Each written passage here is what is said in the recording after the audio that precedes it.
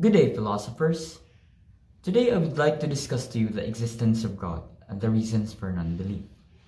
To begin with, the existence of God remains a central question in modern times, as people continue to explore faith alongside the advances in sciences and philosophy. Many argue that belief in God provides meaning, moral guidance, and hope in a certain world. Despite the skepticism and secular trends, religion still shapes personal values and social life for millions today. This ongoing dialogue shows that the question of God's existence remains as relevant as ever. Now the question is, why does people tend to reject the idea of God's existence despite the evidence being provided to them? To answer this, I answer that a reason for this belief is the decline of faith because of personal experiences. I say this for the reason that liberty of one's choice, whether to believe or not to believe, whether to do what is desirable or do what is not. It is up to the person to decide regarding his actions, because by deciding to reject faith, he is not anymore inclined to the divine law. He can decide whether his actions are moral or immoral, which shapes the person's point of view of things. Advances in sciences and philosophy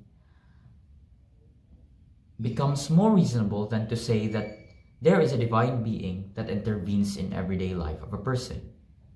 Second is that people try to reason whether belief in God is necessary if they themselves does not feel valued in the eyes of God because of the circumstances that they have experienced. A very common example for this is the hardships that people had to go through, and we refer to it as evil. By this, people tend to liberate themselves from what they think is the boundaries to their actions. In the religious context, if a person desires justice, he must offer it to the higher being for the divine retribution. But a man who is not inclined to the higher being has his own freedom to choose how and what justice does he want to achieve. Third is that the experience of having God that does allow evil to exist in the world. As I have mentioned earlier, that people go through this part in life, and we refer to that as evil. The existence of evil is crucial when discussing about God because it becomes the basis for many non-believers to conclude that there is no God. Because if there is God, then there should be no evil. In philosophy, this belief in God is a stance for atheism. But in reality, it is a neglect of faith due to personal experiences and liberal ideologies that God